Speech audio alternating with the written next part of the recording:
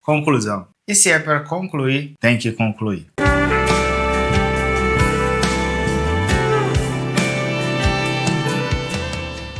Glória a Deus! Para concluir, sim, estamos concluindo as principais partes do sermão e é conclusão. E se é para concluir, tem que concluir.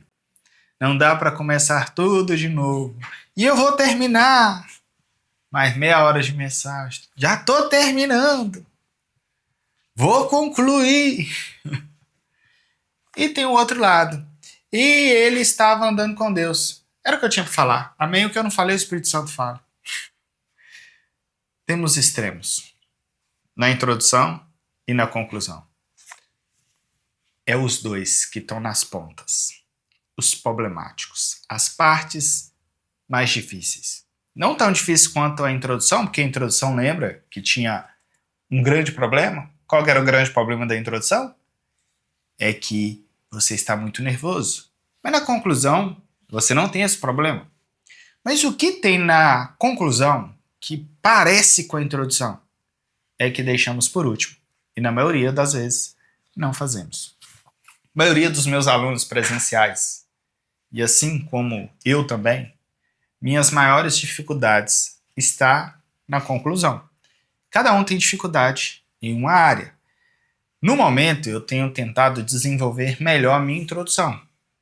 E já está no meu alvo maior, conclusão. Visto que antes disso eu trabalhei divisões.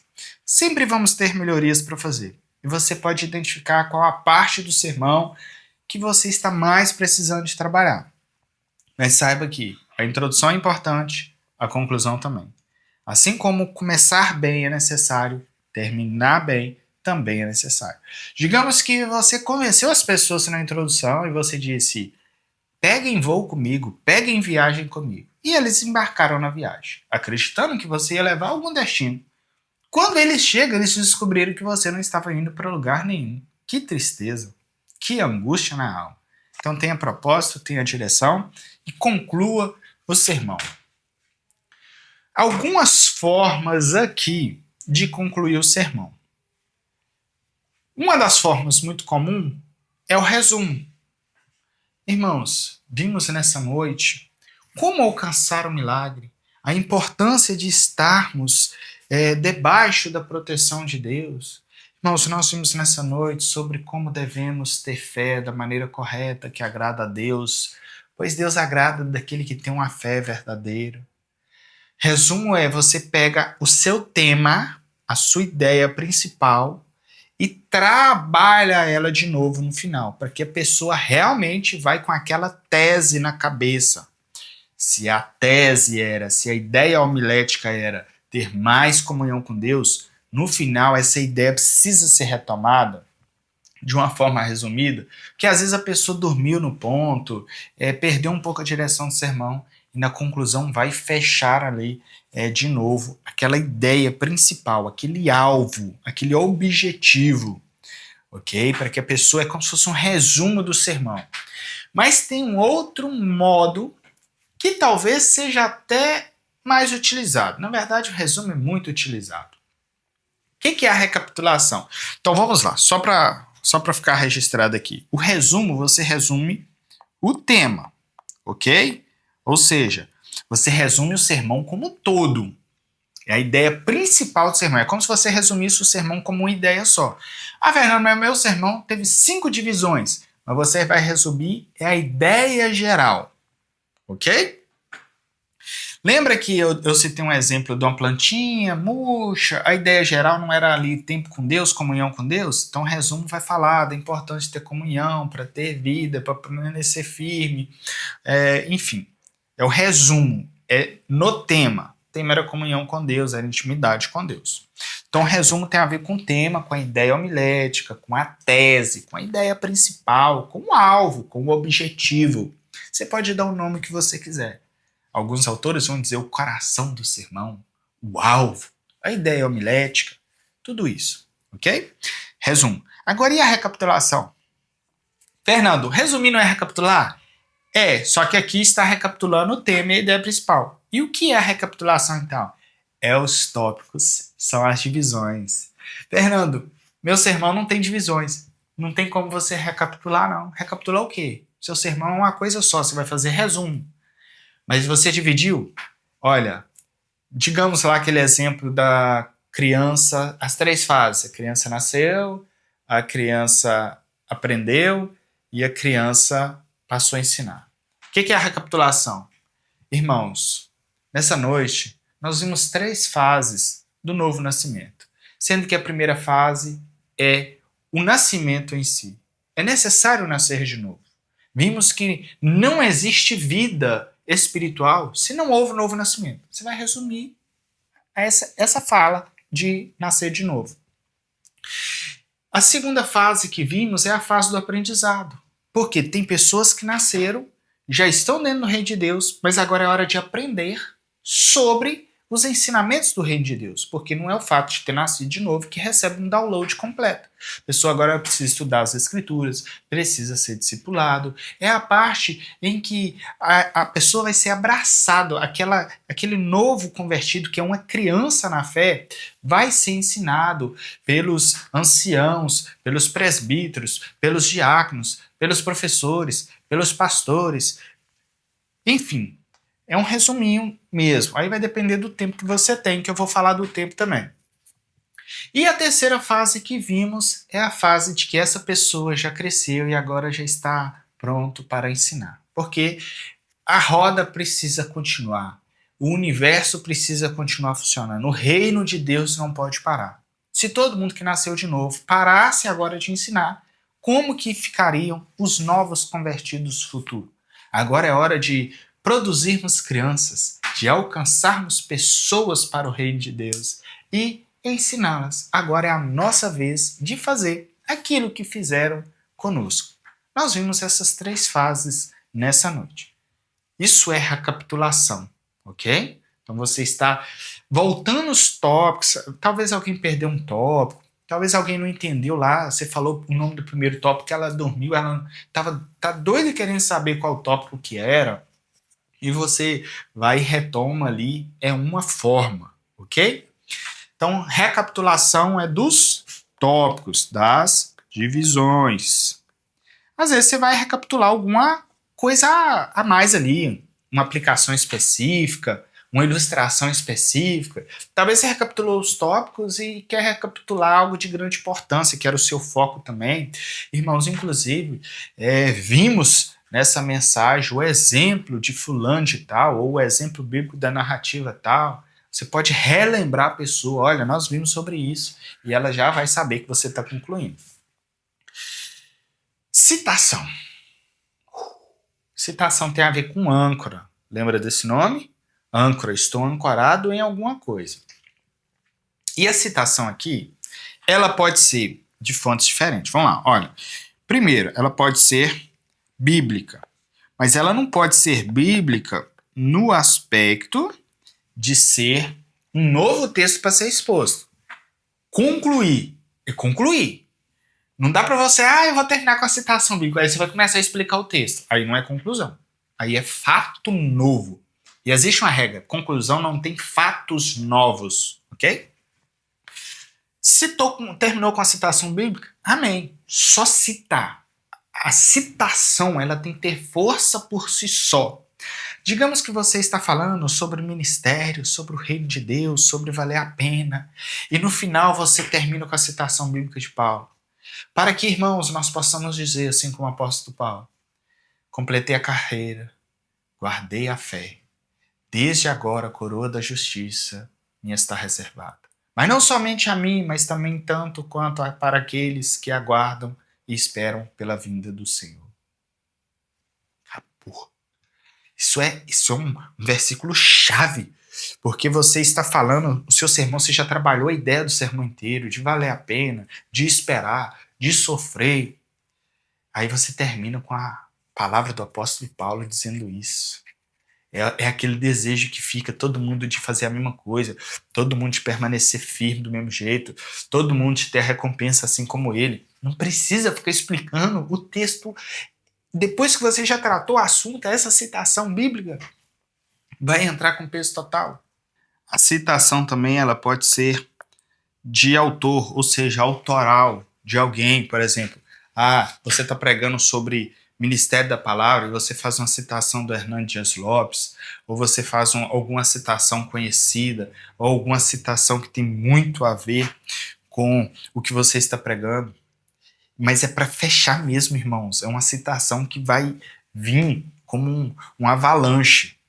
Por exemplo, eu lembro até hoje de uma citação que um aluno meu usou na pregação da capela no seminário, que é o seguinte: no final, eu não lembro bem a citação e nem quem era o autor, mas o que eu lembro é da ideia dela.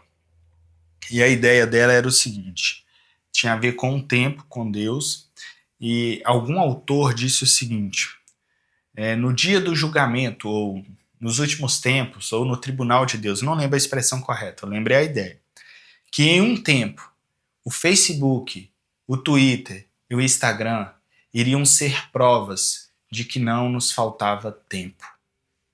Eu não lembro a citação completa, que quem vai citar vai saber a citação. Mas, gente, pensa alguém tá falando de você ter que investir tempo de qualidade, de oração, e às vezes você tá lá assim, ouvindo falando, mas eu não tenho tempo, porque meu dia é corrido. Ele não sabe que eu tenho tantas coisas para fazer, é porque ele não tem os mesmos compromissos que eu, é porque ele não tem filho. Você tá até contra-razoando. Aí a pessoa, depois que já pregou, falou tudo, ele chega e termina com uma citação dessa. Vou ser sincero com você. Dá vontade da gente esconder. Dá vontade de sair correndo. Dá vontade de entrar dentro de alguma caixa. Porque é uma citação que vem assim, olha, tirando todos os seus argumentos, dizendo o seguinte: olha, o tempo que você está gastando no Instagram, no Facebook, no WhatsApp, no TikTok, no YouTube, é uma prova que o seu problema não é tempo. É como se estivesse dizendo isso, mas não precisa dizer. Só citou. E já o impacto é total. Bem, então, citação é uma opção. Ilustração é outra que... Lembra que nós falamos de ilustração na introdução? E na introdução ela pode ser também uma ilustração guia, ela pode ser só para chamar a atenção, só para apresentar o tema, ou pode ser uma ilustração guia que vai tanto apresentar o tema como vai caminhar com o tema até o final. E aí, nesse momento, nós poderíamos retomar com ela, mas nesse aspecto aqui de ilustração, ela está aqui como algo anexo, ou seja, totalmente separado do todo. Você chegou no final do sermão, não teve uma ilustração guia, tá bom? Senão você vai ficar misturando ilustração. Tem ilustração guia? Fecha com ela. Mas não tem? Pode ser uma ilustração nova, que vai falar algo a respeito daquilo. Por exemplo, eu não falei da ilustração aqui da plantinha bem cuidada, que tem vida, mas se ela tiver no lugar errado, ela morrer. Essa pode ser uma ilustração que você só vai usar no final de forma bem rápida. Você não vai contar tantos detalhes, porque aí não pode. Você só pode entrar em muitos detalhes se for lá na introdução para você acompanhar. Não, Fernando, eu só quero trazer uma ilustração aqui para a pessoa desviada. Eu quero usar aquela ilustração da planta que quando está no jardim, está bem cuidada, tem vida. Aí você pode contar. Você chegou no final. Irmãos, eu fico observando as plantas do jardim. Elas, quando estão no jardim, estão sendo cuidadas, elas têm vida, elas têm qualidade, elas têm brilho, elas têm proteção, elas têm resistência. Mas, por outro lado, às vezes, eu vejo algumas plantas que, por algum motivo, caíram no asfalto, ou caíram em meio às pedras, ou estão fora do jardim. Elas estão sufocadas, mortas, murchas, folhas secas, todas sujas. E essa planta que está sem vida pode ser você que está longe do lugar que deveria estar. Mas Deus, nessa noite, está te chamando para retornar. Hoje é uma noite de arrependimento. Deus está te oferecendo vida. Deus está te oferecendo um lugar que você tem acesso à água da vida. Conseguiu entender? Foi uma ilustração que eu coloquei nova no final. Mas aí ela é mais rápida, mais objetiva, mais direta e vinculada ao tema. tá bom? Eu não posso ter ilustrações aqui no final para os tópicos, não. Aí já não pode ser estilo recapitulação, não. Tá bom? A ilustração aqui ela já vai ser vinculada ao tema. A citação ela pode ser vinculada ao tema ou algum alvo que eu usei aqui dentro. A citação a bíblica, o ideal é que também tenha mais a ver com o tema, tá bom? Então a ilustração aqui pode ser ilustração nova, pode ser uma ilustração nova ou pode ser o final, a finalização da ilustração que já está caminhando com você durante todo o sermão. Porque agora, se tem uma ilustração que está caminhando com você, é hora de você usar ela a seu favor. Você vai concluir aqui com algo de peso que tem a ver com a sua ilustração. Lembra que eu falei da florzinha? Eu usei uma hipótese de nós falar da flor murcha, da flor com vida, da videira. Você pode falar da questão dos galhos, que vai ser queimados e que aquele é o destino dos ímpios, mas que Deus não quer aquilo, Deus quer que você esteja na videira e dê frutos. Aplicações. Por mais que já falamos sobre aplicações na aula anterior, na conclusão você pode fazer aplicações, tanto aplicação, eu vou colocar geral, mas a maior ideia que eu tenho dela é aquela aplicação principal. Vou colocar principal, ficou mais bonito a palavra principal.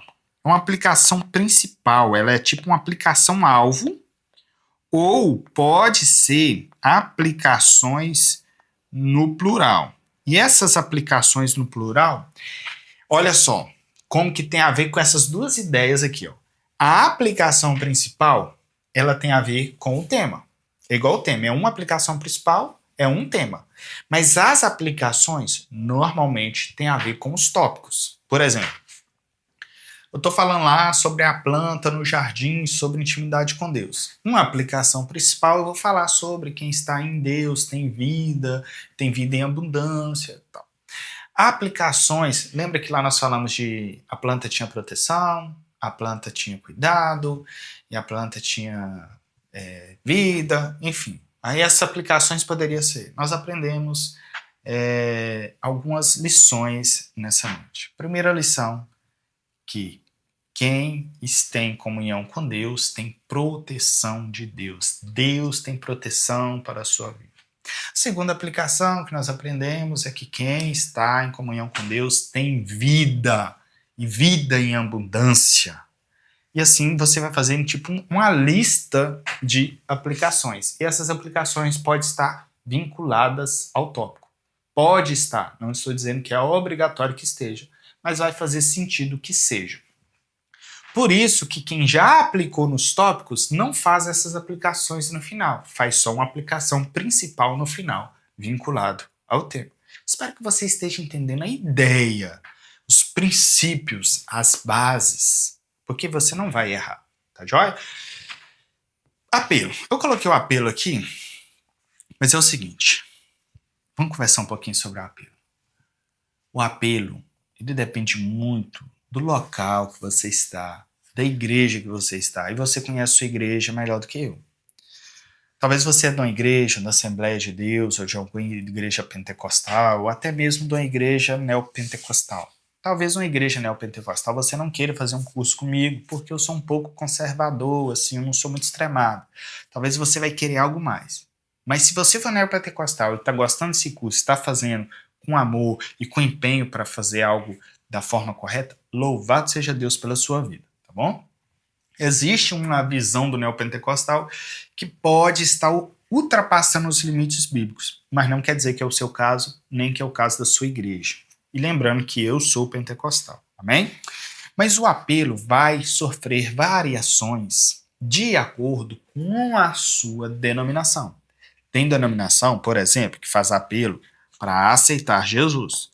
Se na sua igreja faz e você, o seu sermão, o seu assunto, você sente em paz para fazer e você quer fazer, pode fazer. Ah, você é assembleiano, ou a sua igreja tem esse costume, pode fazer, é bênção. Eu, inclusive, quando eu faço, às vezes, que é até raro, eu sinto um peso muito grande. E como eu sinto esse peso, eu entendo que é algo espiritualmente de grande valor. Tá? É como se me espancassem pelas costas. Então, eu entendo que sim, é algo que precisa ser feito. Mas existem igrejas que não fazem esse tipo de apelo, fazem apelo de compromisso. Vou colocar essa palavra compromisso e você vai entender. Quem quer firmar um compromisso com Jesus nessa noite? Quem quer tomar uma decisão de mudança com Deus nessa noite? Tem algumas igrejas que fazem uns apelos de promessa, e aí eu vou te dar uma dica. Não te aconselho e não estou falando que é errado. Por exemplo, apelo de garantia. Como assim apelo de garantia? Quem quer ter certeza da salvação vem aqui na frente. Ou seja, eu estou te dizendo que se você vier na frente, você vai ter certeza. Aí não é apelo, aí inverteu. O apelo é eu estou apelando para você tomar uma decisão. Eu estou apelando para você aceitar, declarar, manifestar acerca de Jesus na sua vida, ou eu estou apelando, por isso que é apelo, é apelar, é como se fosse meio que, entre aspas, querer obrigar ou querer forçar, mas tem que ser dentro do limite bíblico, tá? Por favor, não vai ficar, não, tem que vir, Deus me revelou. Se revelou, ok, mas se não revelou, não minta. Não faça isso. Não, que Deus está me mostrando que tem 3 pessoas. Se Deus mostrou 3 pessoas, glória a Deus, vai em frente. Mas se não mostrou, não me inventa coisa. E também não fica fazendo chantagem, não fica fazendo questão emocional, manipulando. Tem gente que faz um apelo. Aí viu que não deu resultado e faz uma alteração do apelo que não tem nada a ver com o sermão, só para dar movimento. Ô, gente, faço não. Você está lá trabalhando sobre novo nascimento, sobre transformação, aí você apela para quem quer ter agora uma nova mudança com Deus, ou para aceitar, e aí não vai ninguém. Você fala, mas agora eu quero aqui pessoas que querem ser abençoadas e ter uma reviravolta na sua vida. Tipo, não era seu sermão, não era sua mensagem, mas você fala assim, não, eu vou ficar com vergonha aqui porque não tem ninguém, e aí vai aquele alvoroço de gente. Eu não aconselho, tá? Mas fica a seu critério, é a forma que Deus te chamou, é a forma que Deus te deu paz. Mas apele para algo. Tá. E sobre o apelo é o seguinte, você pode escolher se a pessoa vai ter que fazer alguma coisa, por exemplo. Qual a decisão que você quer que a pessoa faça? Acene com as mãos? Levante as mãos? Sua igreja tem alguma cultura? Ou você sentiu de fazer de uma forma? Pode ser só manifestar com as mãos? Pode ser ficar de pé? Pode ser, por exemplo, ir à frente? Eu, em particular, eu não gosto de manipular. Manipular é assim, tem gente que faz uma preparação emocional. E quem quer fazer isso? Levante a mão. Aí você levanta a mão. Você que levantou a mão, vem aqui na frente. Por que você não falou que era pra ele ir na frente? Porque ele não ia querer ir. Eu entendo. Mas assim, tome cuidado, né? Tenha zelo. Saiba assim bem o que você está fazendo. Tem gente que as pessoas já sabem que ele vai fazer isso e a pessoa já levanta a mão sabendo que vai chamar lá na frente. Então, menos mal, a pessoa já está pré-ciente. Isso facilita as coisas. Mas você pode pedir algumas manifestações. Tem as visíveis no momento, que é levantar a mão ou fazer alguma manifestação, ou pôr a mão no coração. Então a mão aqui poderia ser levantar, ou pôr a mão no coração, ou pôr a mão na cabeça, ou ficar de pé, ou ficar de joelhos, ou ir lá na frente, ou procurar o pastor no final da igreja, ou fazer tal atitude. Enfim, isso aí é você e Deus, a direção de Deus, costume da sua igreja. Tenha liberdade. Não te aconselho apelos de garantia, tipo, quem quer vir aqui na frente para receber uma bênção semana que vem? Você está dizendo que se a pessoa for na frente, ela vai receber uma bênção. Que apelo é esse? É a pessoa que está apelando para Deus, né? É diferente, mudou a história. Cuidado, lembra que apelo é uma chamada para a ação, é uma chamada para a decisão. É você estar, de certo modo, como se fosse influenciando. Nesse momento você é um influencer, tá bom? Mas é uma influência de Deus, uma influência da palavra. Influenciando aquela pessoa é motivando ela para que ela não deixe para amanhã, mas que para ela tome uma iniciativa agora. Tipo, irmãos, é você que quer hoje ter uma mudança de vida. Eu estou apelando. É como se eu estivesse apelando mesmo, como se eu estivesse brigando. Você quer ter uma mudança de vida hoje. Você que quer ter uma transformação na família hoje. Vamos orar. Coloca a mão no seu coração e fala assim comigo. Aí a pessoa, ela entende que ela está tendo aquela atitude, que ela está vivendo aquilo naquele momento, e para ela faz mais bem, não só no mundo espiritual, mas para ela também, que ela fala, não, eu tomei uma decisão. Eu mudei de vida. Não é que aquele ato, às vezes, é o fundamental, mas é como se fosse o ponto de partida. É o primeiro passo. Então esse apelo, a maioria das vezes, é o primeiro passo que vai colocar a pessoa dentro de uma solução para a vida dela. Quando vai para o pecado, não tem um primeiro passo, a primeira decisão, aquela experimentada, aquela primeira só foi para ver como que era e a pessoa nunca mais saiu? Pois é, às vezes para a pessoa voltar, ela está precisando de um empurrão. Ela está precisando de um choque. E naquele momento que ela toma aquele empurrãozinho, ela ganha força. É igual um carro que morreu e você dá um tranco nele e ele liga e sai vazado. Nunca vi. Todo carro que liga depois de tranco parece que o motor fica bom, né? Ele dá aquela acelerada e sai cantando pneu. É para recompensar a vergonha ou para descontar no veículo. Acontece. Mas, ou seja, tome cuidado para você não fazer promessas falsas. Apelo tem sempre uma direção de algum comprometimento, de alguma atitude de quem está tomando aquela decisão, e algumas igrejas usam o termo aceitar Jesus, reconciliar com Jesus, mas pode ser outros apelos, tá bom? Você pode estar fazendo um apelo para leitura bíblica, um apelo para reconciliação, apelo para perdão, enfim, depende do seu tema. Por exemplo, seu tema foi sobre perdão, sobre perdoar. Você pode apelar para que a pessoa decida perdoar, para que ela procure por pessoas naquela semana, ou se a pessoa estiver no culto, para que ela procure ali no culto naquele momento e peça perdão e reconcilie com o irmão. Olha que maravilha! Que maravilha! Que maravilha! É extraordinário. Amém? Então, a conclusão, ela pode ser revestida dessa parte de apelo. Na verdade, esse apelo eu coloquei aqui, mas ele está anexo à conclusão, porque você já concluiu. E aí você aproveita aquele momento e faz este apelo, onde tem esse costume, normalmente é depois da conclusão. E outro detalhe é que para concluir, você pode pedir também alguma direção da igreja. Por exemplo, você pode pedir para a igreja ficar de pé, o mais comum é ficar de pé e fechar os olhos. Isso já ajuda a pessoa a entender que você está concluindo, ok? Outras coisas que ajudam a ficar claro que você está concluindo é a quebra de emoção. Irmãos, nós precisamos ter intimidade com Deus. Sem intimidade, ninguém vai ver a Deus. E de repente você fala, irmãos, Deus quer que nós tenhamos uma vida diferente. Deus está nos chamando a uma mudança de atitude radical. Como tem sido sua vida? Como tem sido o seu tempo com Deus? Você tem se dedicado tempo suficiente, de qualidade? Veja que eu dei uma quebra. Dá aquele clima que você vai terminar, só que aí você não pode começar de novo. Teve um irmão pregando na capela. Ainda bem que eu nem lembro quem é o nome dele, porque eu também não iria falar, porque pode ser que ele vai fazer o curso, eu não lembro mesmo.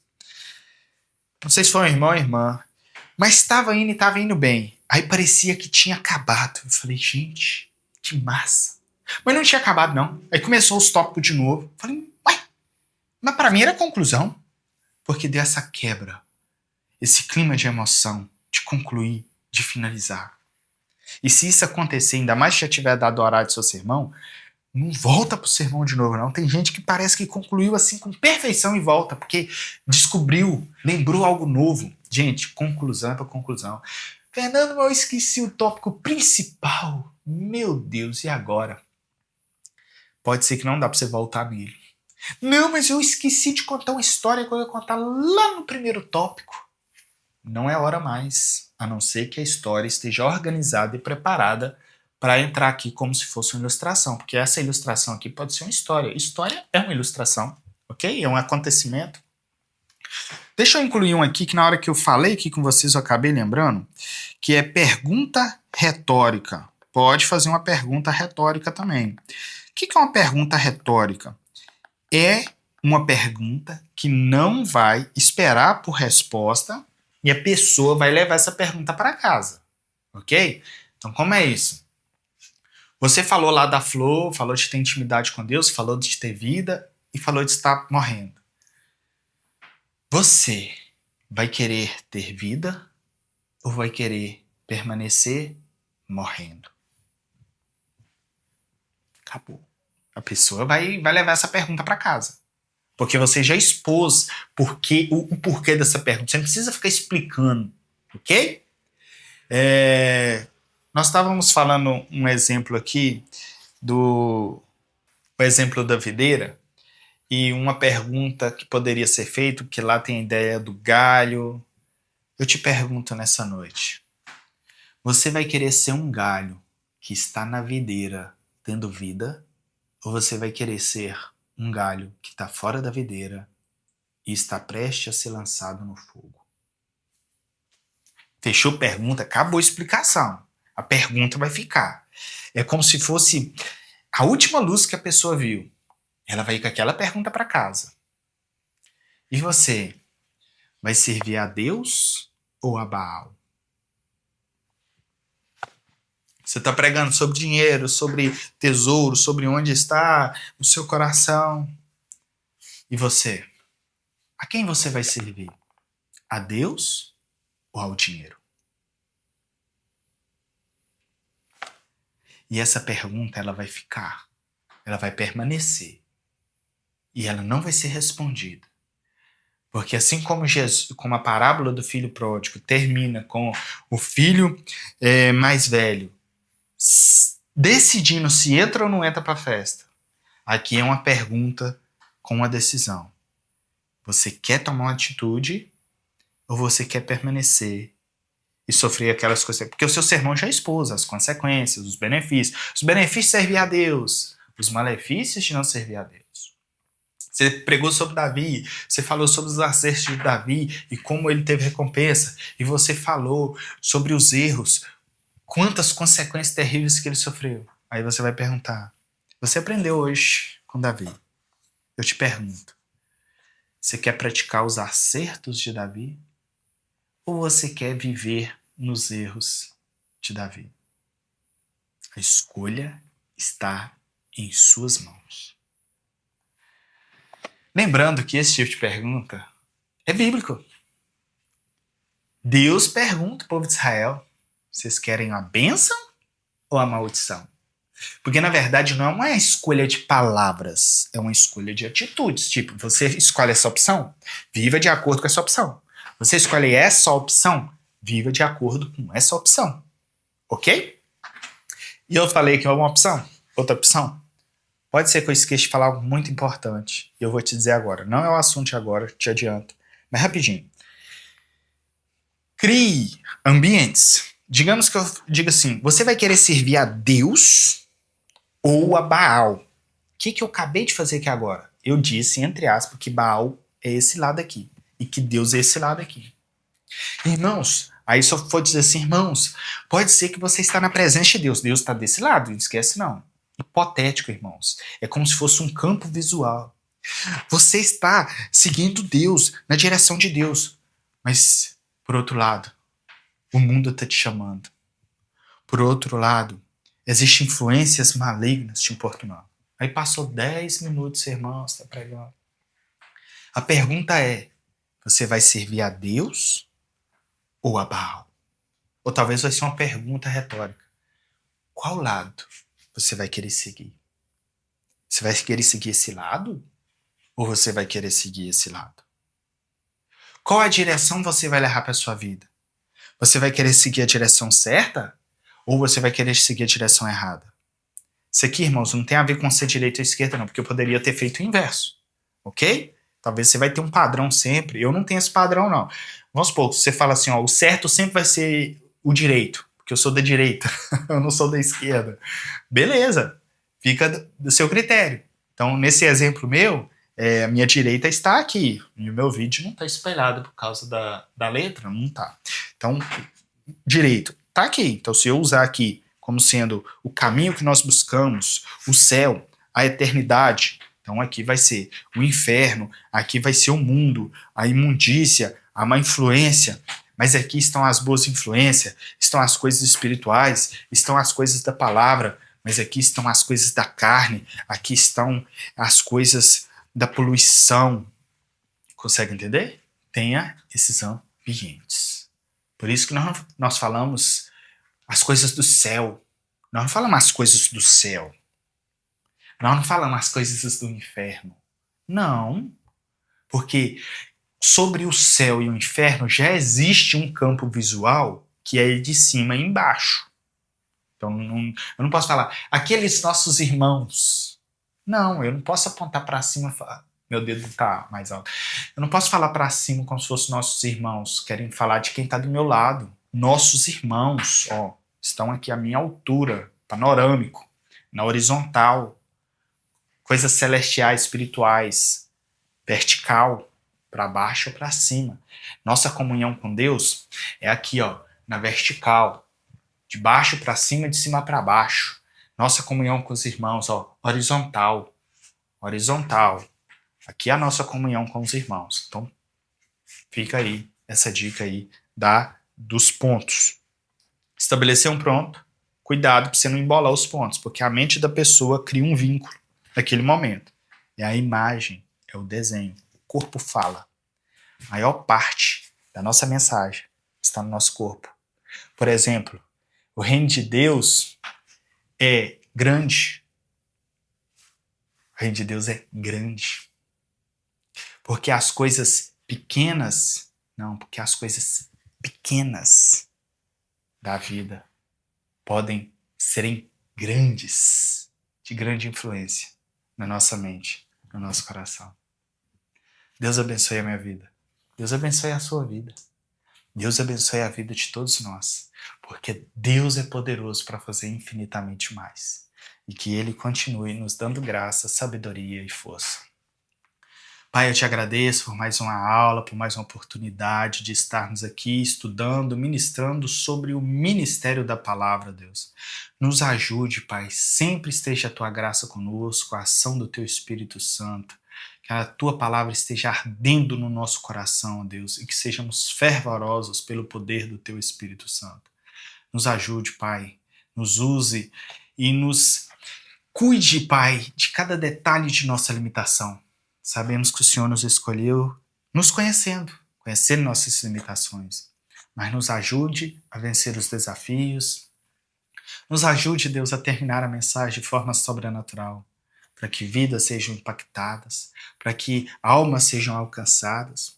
Tira o medo, ó Deus, de fazer apelo, porque no início isso nos causa vergonha, nos causa medo, nos causa temor. Nós preferimos terminar de um jeito mais light, mas que o Senhor nos dê direção, nos dê intrepidez, nos dê ousadia, ó Deus, para falar a verdade, para apelar mesmo às decisões, para levar pessoas a serem transformadas no teu reino e na tua palavra. Pai, eu te agradeço, Deus, e te peço em nome de Jesus. Amém. Deus abençoe sua vida, sua casa, seu ministério, sua saúde, sua mente, seu tempo, sua organização.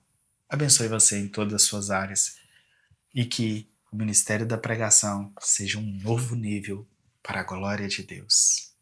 Em nome de Jesus.